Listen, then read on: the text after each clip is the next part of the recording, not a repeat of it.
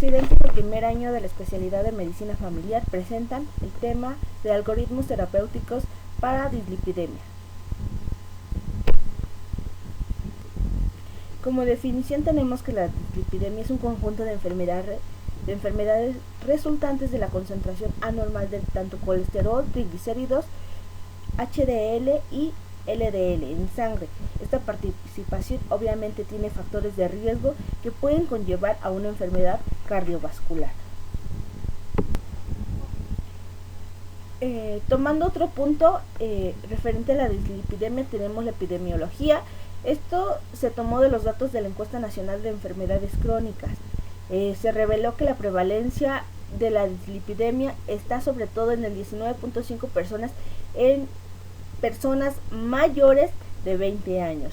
En cuanto al 28% en pacientes de 50 a 79 años y que se está presentando el 43.3% de hipercolesterolemia. El control de las dislipidemias resulta ser muy importante, sobre todo en la elevación de colesterol. En cuanto a esto, pues tenemos que tener en claro que hay ciertos factores de riesgo que puede conllevar a desarrollar la enfermedad. Uno de ellos es ser hombre de 40 años, antecedentes de diabetes, hipertensión arterial, obesidad, enfermedad cardiovascular, enfermedad renal crónica, tabaquismo o alcoholismo. Se está observando que en las unidades de medicina familiar se están reportando de 875 pacientes que están presentando o que están teniendo una prevalencia de esta dislipidemia del 41% y hasta el 51.7% padece hipercolesterolemia o hipertrigliceridemia.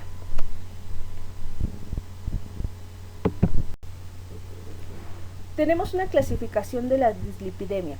En cuanto a esta clasificación, el primero se va a clasificar según el perfil lipídico.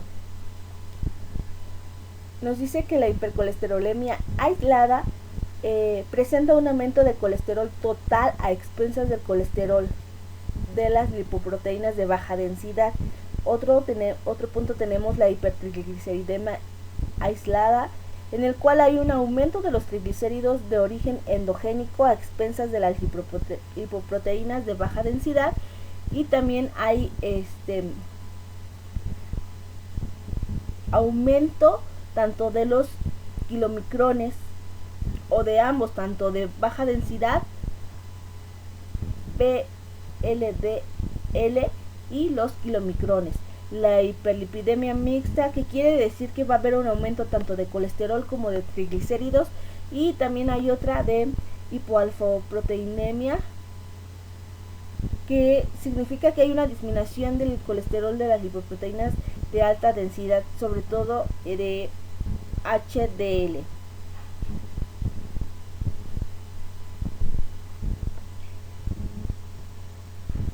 Retomando otro punto sobre la clasificación de la dislipidemia, encontramos que también se puede clasificar según su etiología. ¿Qué quiere decir? Pueden ser primarias, pueden ser adquiridas o pueden ser secundarias. En cuanto a las primarias, nos dicen que son dislipidemias de causa genética, alguna mutación o alguna intervención en la síntesis o en el metabolismo de las lipoproteínas es lo que está ocasionando que se desarrollen estas dislipidemias. Se pueden caracterizar porque aparecen en más de un familiar, puede asociarse con valores de lípidos y de lipoproteínas consideradamente altos o elevados. Ocasionalmente pueden presentar manifestaciones clínicas características y puede asociarse frecuentemente a enfermedad cardiovascular prematura. En cuanto a las adquiridas, tenemos que son producidas por situaciones que derivan de los hábitos incorporados en el paciente. ¿Qué quiere decir? Que algunos pacientes pueden llegar a presentar esta etiología por presentar una dieta con exceso de grasas saturadas o colesterol, ácidos grasos trans, presencia en la alimentación de hidratos de carbono con un valor calórico muy elevado, el hecho de que sean personas o pacientes que consuman alcohol o azúcares o carbohidratos refinados. el hecho de que también este paciente ya tenga sobrepeso o obesidad, que tenga una inactividad física y sobre todo que esté presente el tabaquismo. En cuanto a las secundarias, nos dice que son consecuencias de otra patología de base. Hay muchas patologías que pueden llegar a presentar o a desarrollar la dislipidemia, como la diabetes mellitus tipo 2, hipotiroidismo, una enfermedad hepática ya sea obstructiva, una enfermedad crónica, a veces el propio embarazo y entre otras pueden provocar que estas dislipidemias sean secundarias. Hablando acerca de otra clasificación de las dislipidemias, según Fredrickson, tenemos el fenotipo 1, fenotipo 2A, fenotipo 2B, 3, 4 y 5. ¿Qué quiere decir con esto? Que dependiendo del fenotipo va a haber alteración tanto de triglicéridos como de colesterol total y sobre todo va a haber aumentada una lipoproteína o va a estar alterada. Y puede presentar el riesgo cardiovascular dependiendo del fenotipo. En el 1 encontramos que va a haber aumento de los triglicéridos, un colesterol total puede estar normal, lo que sí va a estar aumentada son los kilomicrones y se observa que no hay ningún riesgo de un riesgo cardiovascular. En cuanto al fenotipo 2A, los triglicéridos están normales, si hay elevación del colesterol, hay aumentada la lipoproteína LDL y sí se observa que hay una presencia de riesgo vascular. En cuanto al fenotipo 2B, está ligeramente aumentado los triglicéridos, el colesterol total sí está aumentada, hay alteraciones o aumento de las lipoproteínas VLDL y LDL. También hay presencia de aterogénesis. En cuanto al 3, los triglicéridos están aumentados, también está aumentado el colesterol, hay aumento de las lipoproteínas y también hay presencia de aterogénesis.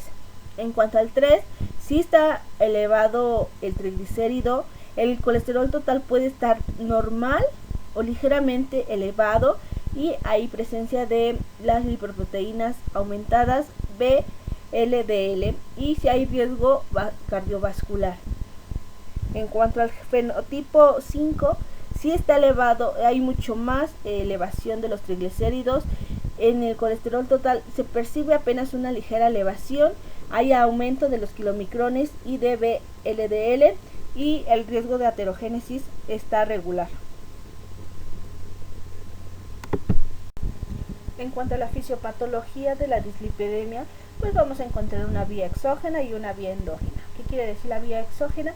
Pues que los triglicéridos y el colesterol pues va a provenir de la dieta, esto va a pasar a estos lípidos van a pasar por el intestino y en el intestino es cuando va a empezar la conversión de todos de estas lipoproteínas. Se dice que en el intestino estos lípidos se van a formar en kilomicrones. Estos kilomicrones pues van a tener una mayor concentración de triglicéridos a comparación de colesterol. Estos kilomicrones van a viajar a nivel de los vasos sanguíneos para que a nivel de hígado estos fragmentos de kilomicrones sean captados en hígado y puedan hacer la conversión a partir del hígado de VLDL, en el cual pues se dice que hay mayor concentración de colesterol a comparación de triglicéridos. En cuanto a estos lípidos a nivel biliar todavía, pues estos se pueden formar o pueden complementar lo que son los ácidos biliares y colesterol y regresar de nuevo al intestino para poder procesar los alimentos. Y en cuanto a VLDL, pues viaja de nuevo a los vasos sanguíneos y de ahí son captados a nivel del tejido adiposo y del tejido musculoesquelético con concentraciones de triglicéridos. Este VLDL va a pasar igual por los vasos sanguíneos y de ahí se va a volver a convertir ya en los tejidos en IDL, en el cual hay mayor concentración de colesterol a comparación de triglicéridos. Esto se va a convertir en LDL, en el cual pues vuelve de nuevo al hígado por medio de los receptores de LDL y LDL a nivel hepático, pues obviamente se convierte en HDL. Este HDL pues va a tener un transporte inverso del colesterol en la vía endógena, que se va a volver a recaptar en hígado. En cuanto a la LDL, que tiene mayor concentración de colesteroles, pues va a tener sus receptores y va a tener una vía dependiente de receptores tanto en el tejido extrahepático, en el cual va a haber una vía de eliminación, y esta vía de eliminación se vuelve a relacionar con HDL. En cuanto a dentro del hepatocito, obviamente la vía de biosíntesis del colesterol empieza con acetilcoenzima A, en el cual por medio de una reductasa HMG coenzima A, pues va a formar ácido mevalónico, en el cual pues se va a formar el colesterol. Este colesterol, por medio del ApoB, ApoE y ApoC, va a viajar por las vesículas de Golgi, en el cual pues va a salir del hepatocito y va a volver a viajar a nivel de sangre. Ya con esto, una vez saliendo, pues se hace la conversión de VLDL por medio de la ApoB100, que predomina en esta VLDL, y esta VLDL va a volver a continuar en el torrente sanguíneo en forma de HDL por medio del ApoE y ApoC. Va a tener receptores a nivel de la lipoproteína lipasa, a nivel del endotelio capilar. Va a haber un residuo de VLDL, en el cual pues a nivel del hepatocito va a contener receptores de LDL, y este LDL va a volver a ser captado a nivel de las células periféricas para volver a conformar lo que es el colesterol o los ésteres de colesterol.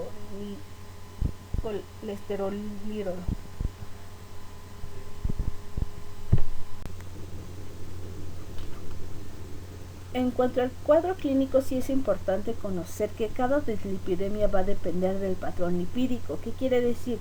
Va a haber dislipidemias para colesterol, va a haber dislipidemias tanto para colesterol más triglicéridos y dislipidemias puras de triglicéridos. Empezando con colesterol, tenemos la hipercolesterolemia familiar homogénica, en el cual pues nos refiere que es una enfermedad autosómica dominante debido a mutaciones en el gen del receptor de LDL, y sobre todo en algunas apolipoproteínas como ApoB100 o ApoE. Esta va a presentar una alteración en su función y provoca un aumento del colesterol en el plasma. Se dice que estas dislipidemias presentan un riesgo cardiovascular. Hay presencia de xantomas tendinosos y tuberosos, y pues obviamente se va a ver presente la mutación en el receptor de LDL y la falta de aclaramiento de esta misma a nivel hepático. En cuanto a la hipercolesterolemia poligénica, se dice que se constituye más del 80% de las hipercolesterolemias primarias, y se diferencia de la familiar en varios aspectos. El colesterol total no suele ser muy elevado o muy superior a los 300, y no afecta a más del 10% de los familiares de primer nivel o de primer grado. No aparecen xantomas tendinosos, pero sí hay un aumento moderado del riesgo cardiovascular, y obviamente va a haber múltiples anomalías poligénicas en el metabolismo de LDL. En cuanto al colesterol, al cuadro clínico de colesterol más triglicéridos, tenemos la hiperlipidemia o dislipidemia familiar combinada. En esta se dice que la causa genética más frecuente de las dislipidemias se caracteriza por una elevación de ApoB en plasma, y hay presencia de múltiples dislipidemias, elevación tanto de colesterol LDL, hay presencia de hipertrigliceridemias, y obviamente este aumento de LDL y de triglicéridos se está asociando mucho más con un riesgo metabólico. En este tipo de dislipidemias hay un aumento de la producción de ApoB y VLDL con disminución del aclaramiento de los triglicéridos. Otro tipo de dislipidemias es la déficit de lipasa hepática, lo que quiere decir con este tipo de dislipidemias es que esta dislipidemia es mixta, no se conoce bien si aumenta o no aumenta el riesgo cardiovascular, pero sí está presente. En cuanto a una característica de esta, es que hay una disminución en el aclaramiento de VLDL y un aumento de los kilomicrones. Y ya específico de triglicéridos, tenemos kilomicronemia familiar, en el cual hay presencia de, el cuadro clínico de este es presencia de xantomas eruptivos, hepatoesplenomegalia, una característica sí de es que hay presencia de un plasma lechoso. Los triglicéridos están por arriba de los 1000 miligramos sobre decilitros y sí hay un riesgo elevado de una pancreatitis. Esto se va a dar por el aumento de los kilomicrones y de VLDL. Y en cuanto a la hipertrigliceridemia familiar, se observa que hay un aumento de VLDL. En cuanto al diagnóstico, es importante conocer que la dislipidemia va a tener una valoración clínica. Hay que ver qué sintomatología está dando esta dislipidemia y sobre todo hay que realizar la medición del perfil lipídico para poder observar si se trata de una hipercolesterolemia o una hipertrigliceridemia. Se dice que hay ciertos criterios en cuanto a la hipercolesterolemia familiar. La hipercolesterolemia familiar puede ser homocigota o heterocigoto. Eso va a depender obviamente de las mutaciones.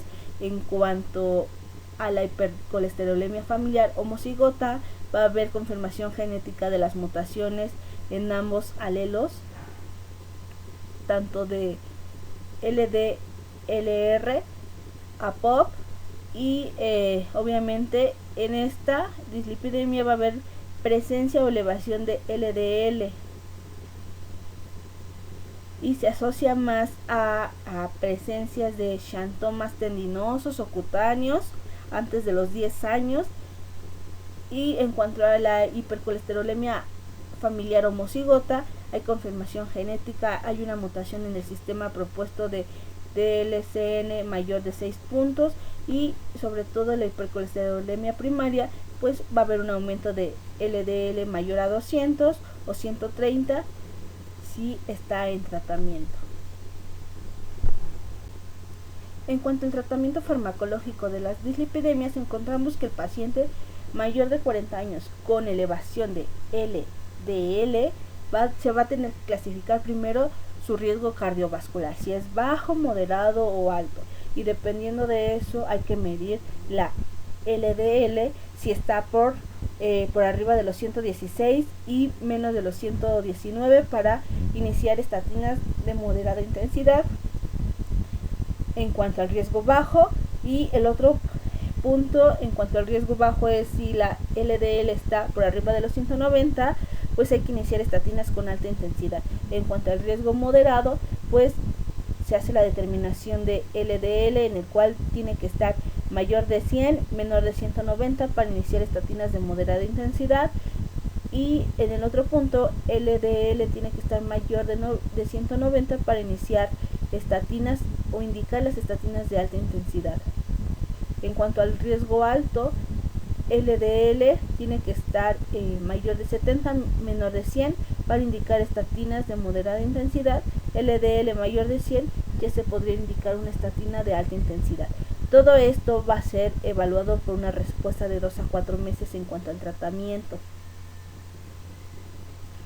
Y estas estatinas de moderada intensidad obviamente es la atorvastatina y se va a dar una dosis de 20 miligramos día por un periodo que les había mencionado, que era de 2 a 4 meses.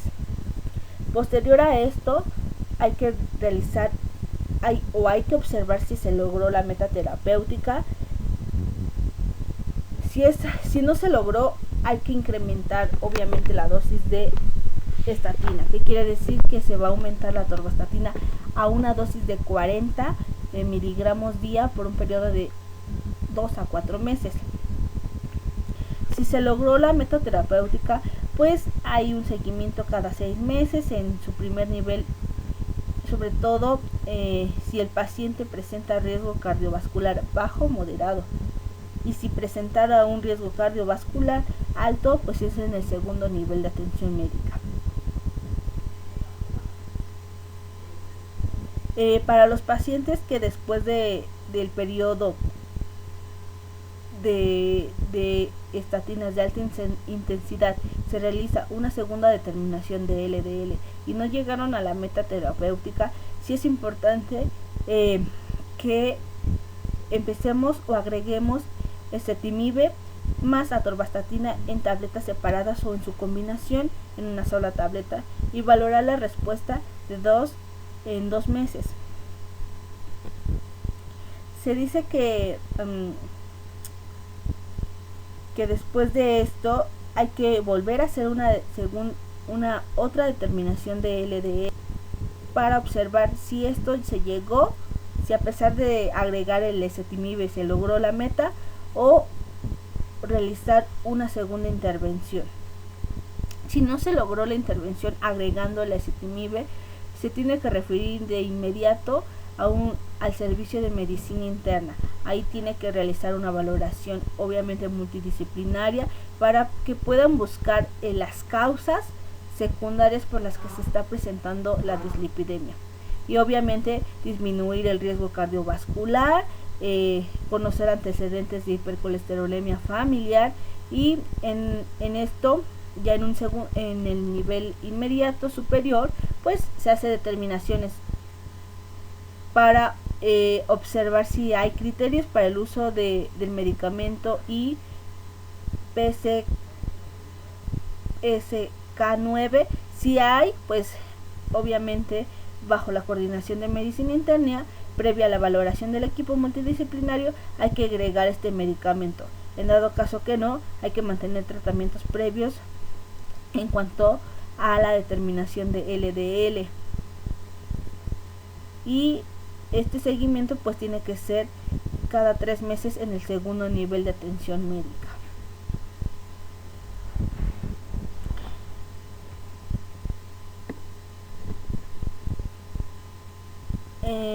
Solo para agregar, la dosis que se tiene que dar de ezetimibe es de 10 miligramos al día.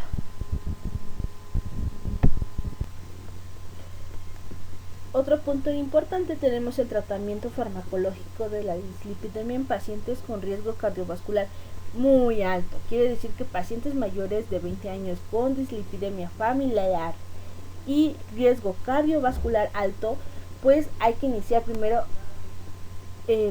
categorizar el riesgo cardiovascular que está presentando. Después de esto se empieza a realizar una determinación de LDL, en el cual tiene que estar menor de 50. Si está menor de 55, hay que iniciar tratamiento con estatinas con dosis de moderada intensidad, en el cual pues el medicamento va a ser atorvastatina de 20 miligramos día por un rango de 3 a 6 meses. Si esta determinación de LDL no es menor de 55 o está elevada, que es lo más correcto, se inicia tratamiento con estatina con dosis alta, con una dosis de alta intensidad, en el cual se va a dar atorvastatina de 40 miligramos día de 3 a 6 meses. Pasando este tiempo, hay que realizar una segunda determinación de LDL, en el cual hay que observar si se llegó a una meta terapéutica y el rango es menor de 55, y si es así se sigue un seguimiento en primer nivel y segundo nivel. Si en dado caso no se llegó a la meta terapéutica o no fue lograda, hay que incrementar las dosis de atorvastatina hasta 80 miligramos día de 3 a 6 meses. Posterior a esto se realiza una tercera determinación para verificar que se logró la meta terapéutica. En dado caso que la medición de esta tercera determinación de LDL fuera menor de 55, pues se sigue el seguimiento en primer nivel y segundo nivel. En dado caso que no se lograra la meta terapéutica, hay que adicionar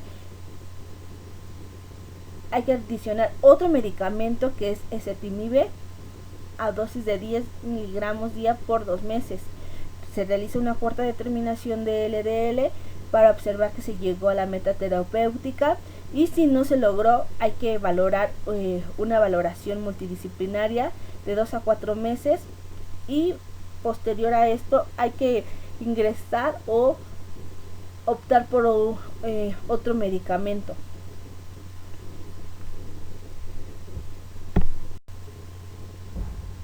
En cuanto al tratamiento farmacológico de la hipertrigliceridemia, encontramos que los pacientes tienen que tener un aumento de triglicéridos mayor de 200 miligramos sobre decilitro. En como primer paso, hay que determinar el riesgo cardiovascular con base con el colesterol. Si el paciente no presenta ningún riesgo alto, hay que iniciar el tratamiento con estatinas de moderada intensidad, lo que quiere decir que se va a dar dosis de atorvastatina de 20 miligramos día de 2 a 4 meses. Si el paciente presenta alto riesgo, hay que iniciar estatinas pero de alta intensidad, lo que quiere decir que se van a aumentar las dosis de atorvastatina. Va a ser una dosis de 400 miligramos día de 2 a 4 meses. Es lo que se tiene que dar en cuanto al rango terapéutico.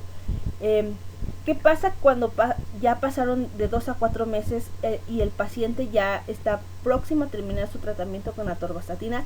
Se tiene que realizar una segunda determinación de triglicéridos, en el cual, si es menor de 200, significa que la meta terapéutica está lograda. Continuamos con un seguimiento en el primer nivel de atención, y esto va a ser de forma anual que se determinen los triglicéridos.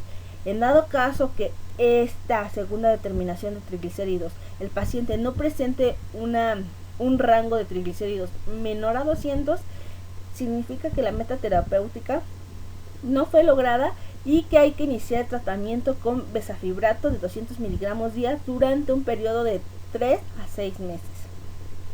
Pasando este rango de tiempo, hay que realizar una tercera determinación de triglicéridos, en el cual se tiene que observar obviamente que el paciente disminuyó este rango menor de 200, en el cual, si fue exitoso, obviamente la meta terapéutica fue lograda, y continuamos con el seguimiento a primer nivel de atención, y de nuevo se tomarán determinaciones de triglicéridos anualmente. En dado caso que este paciente no haya presentado una determinación menor de 200 en cuanto a triglicéridos, significa que la meta terapéutica no fue lograda y hay que enviar a nivel inmediato para una valoración multidisciplinaria en un segundo nivel de atención.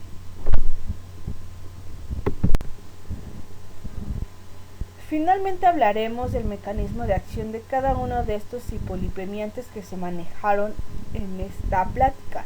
En primer lugar hablaremos de los medicamentos estatínicos o de las estatinas, en el cual es la atorvastatina. Se dice que su mecanismo de acción es inhibe la reductasa HMG-CoA,